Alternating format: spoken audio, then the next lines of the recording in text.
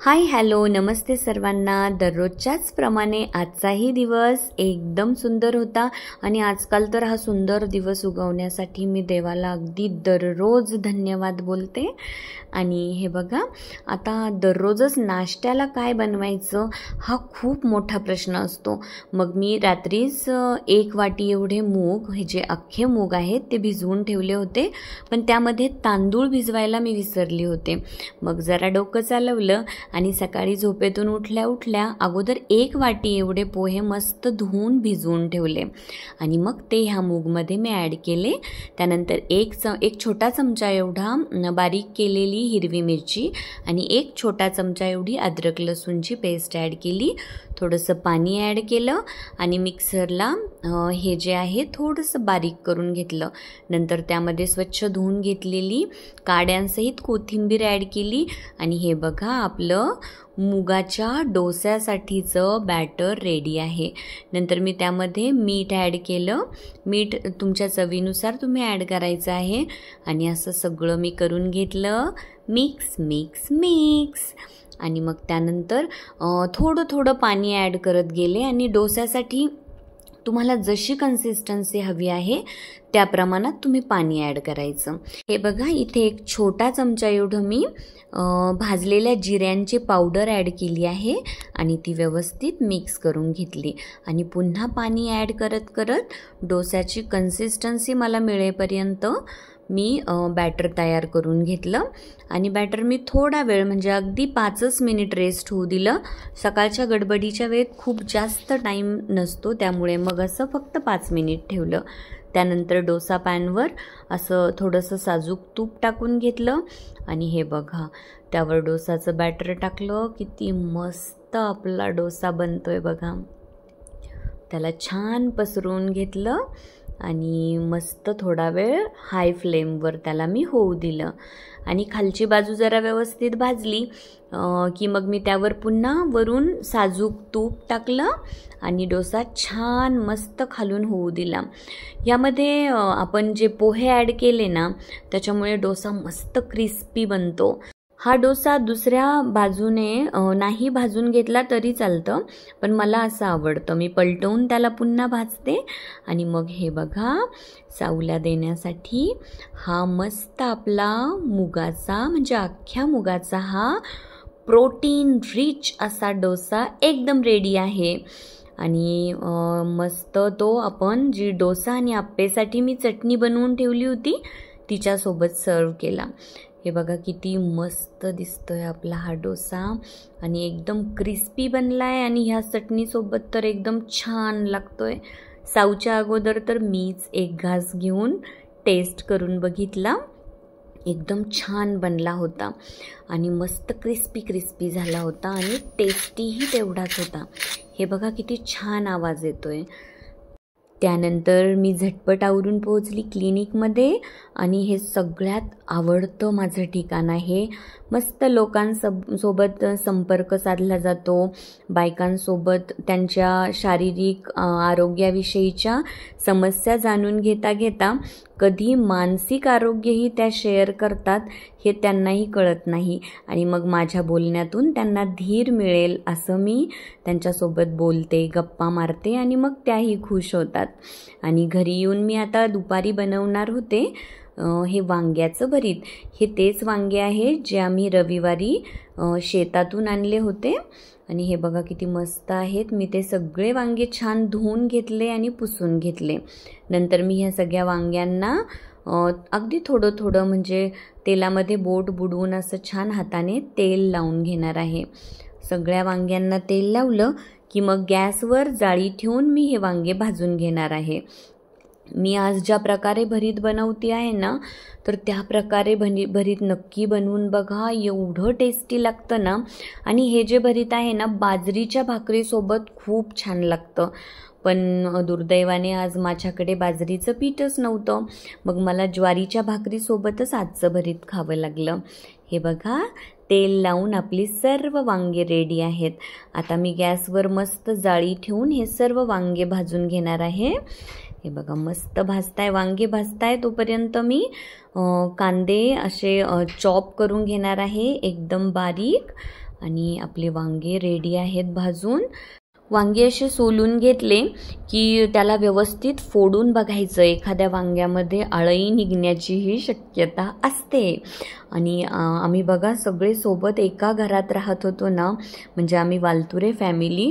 तेव्हा माझ्या सासूबाई वांगे भाजून ठेवायच्या आणि मी क्लिनिकहून आली की हे वांगे व्यवस्थित फोडून बघून त्यात अळई आहे की नाही हे बघण्याची जबाबदारी पूर्णपणे माझ्यावर होती.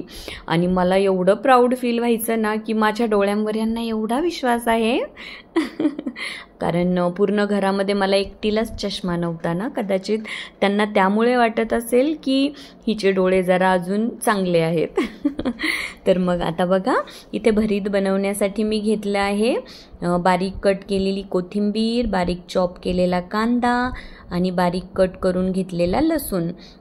आणि कांद्याची पातही मी घेतली आहे, जी आम्ही रविवारीच त्याच दिवशी वांगे ज्या दिवशी आणले त्याच दिवशी शेतातून आणलेली होती. हे बघा आता आपण भरीत बनवून घेऊया. मी कढईमध्ये तेल गरम करून घेतलं, त्यामध्ये मोहरी टाकली. मोहरी छान तडतडली की त्यामध्ये जिरे टाकायचे. जिरे छान फ्राय झाले की मग मी हे बारीक कट करून घेतलेला लसूण ह्यामध्ये ॲड केला आणि नंतर हा कांदा ॲड केला. कांदा छान मस्त परतवून घ्यायचा आणि लक्षात ठेवायचं कांदा परतण्यासाठी त्यामध्ये अगोदर मीठ ॲड करायचं. मीठ टाकला की कांदा असा झटपट परतला जातो. मीठ टाकून मी मस्त हा कांदा परतवून घेतला. बघा कसा मस्त गुलाबी रंगाचा हा कांदा होणार आहे. हे भरीत मात्र एवढं चवदार होतं ना की आमची छोटी जी आहे कनू, तिला विचारलं कधीही की कनू काय भाजी करू बाळा, तर कनूचं उत्तर एकतर असतं मम्मा भरीत कर किंवा मग डिरेक्टली चिकन कर. म्हणजे एकतर नॉनव्हेज हवं किंवा मग भरीत, जी खूपच जास्त आवडीची भाजी आहे तिची. हे बघा आपला कांदा हा मस्त गुलाबी रंगाचा झाला आहे. नंतर त्यामध्ये एक छोटा चमचा एवढी मी बारीक केलेली हिरवी मिरची ॲड केली. त्यानंतर मी ॲड केले 1 छोटा चमचा एवढे चिली फ्लेक्स आणि अर्धा छोटा चमचा एवढी लाल मिरची पावडर. इथे मी हळद ॲड करणार नाही आहे, मला बिना हळदीचं भरीतच आवडतं. प्रत्येक भाजीमध्ये हळद तर आवश्यकच असते, पण हे जे मी भरीत बनवते ना ते बिना हळदीचं एवढं कलरफुल आणि एवढं टेस्टी बनतं ना. जे चिली फ्लेक्सचा रेड कलर, नंतर कोथिंबीर जी ॲड करणार आहे तिचा ग्रीन कलर, कांद्याच्या पातीचा ग्रीन कलर आणि त्या वांग्यांचा थोडासा व्हाईटिश येल्लोइश असा कलर, एवढं सुंदर कलर येतो ह्या भरीतला. आता हे बघा मी इथे कांद्याची पात ॲड केली आहे. एकदम मस्त हळूहळू परतून घ्यायचं आणि पुन्हा ही स्टेनलेस स्टीलची कढई आहे त्यामुळे हात एकही मिनिट थांबता कामा नये. एकदम सतत व्यवस्थित लक्ष देऊन परतवून घ्यावं लागतं. हे बघा ही त्याच दिवशी आणलेली शेतातील ही गावरान कोथिंबीर आहे. हिचे पानं बघा किती बारीक आहेत आणि मस्त बारीक कट केली गेली ती.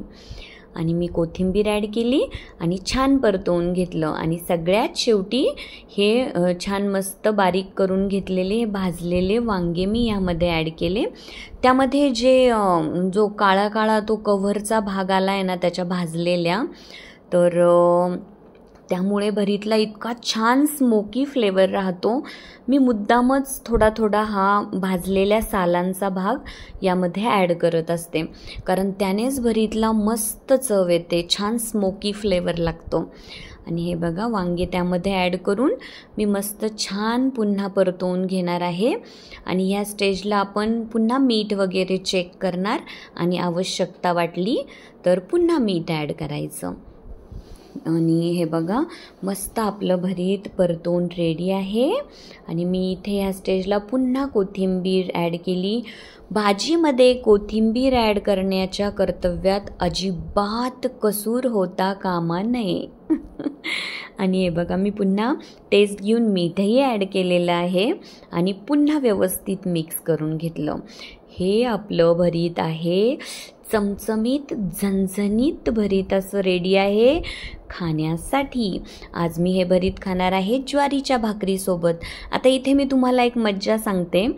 हे जे भरीत तुम्हाला एवढे लाड करून बनवायचं नसेल, टाईम वेस्ट करून बनवायचं नसेल, पण तरीसुद्धा टेस्ट मात्र झकास हवी असेल तर काय करायचं, असं फक्त वांगे भाजून घ्यायचे, त्यामध्ये थोडंसं तेल ॲड करायचं, कच्चंच हे लाल तिखट ॲड करायचं, लाल मिरची पावडर आणि थोडंसं मीठ ॲड करायचं, जे मी तुम्हाला दाखवण्यासाठी फक्त हे बनवत आहे आज.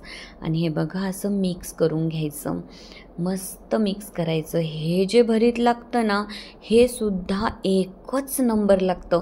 खरं तर मला हे असं भरीत आवडतं, पण मला आज कांद्याची पात वगैरे टाकून भरीत बनवायचं होतं, म्हणून मी त्या पद्धतीने बनवलं. हे भरीत एवढं टेस्टी लागतं ना ज्वारीच्या किंवा बाजरीच्या भाकरीसोबत. हे बघा आपलं हे इन्स्टंट भरीत रेडी आहे. जेव्हा तुमच्याकडे वेळ नसतो ना, त्यावेळेला तुम्ही भरीत खाण्याची इच्छा झाल्यावर असं भरीत बनवू शकता. हे बघा आपलं हे परतून घेतलेलं भरीतही एकदम मस्त रेडी आहे. हे गरमागरम मस्त कांद्याची पात टाकून केलेलं भरीत एकदम रेडी आहे. किती छान दिसतंय बघा. आणि ते कलर्स बघा, ग्रीन, रेड, व्हाईट, येलो, एकदम छान दिसतंय. भरीत रेडी झाल्यानंतर यांना जेवायला दिलं आणि आता मी माझी प्लेट बनवून घेणार आहे. हे बघा मस्त ज्वारीची भाकरी, हे 2 प्रकारचे भरीत आणि मी आता घेणार आहे टेस्ट. माझी प्लेट आता रेडी आहे. या प्रकारे तुम्ही सर्वांनी हे भरीत नक्की बनवून बघा. आणि आज मी शेअर केलेली मुगाच्या डोस्याची रेसिपी कशी वाटली तेही मला नक्की कळवा. तुम्ही ह्या पद्धतीने सर्वांनी बनवून बघा. माझ्या चॅनलला लाईक, शेअर, सबस्क्राईब करायला अजिबात विसरू नका. आणखी तुम्हाला माझ्याकडून कोणती रेसिपी हवी आहे तेही मला नक्की कळवा. आणि छान छान खा, मस्त व्यायाम करा. Thank you so much. Bye bye.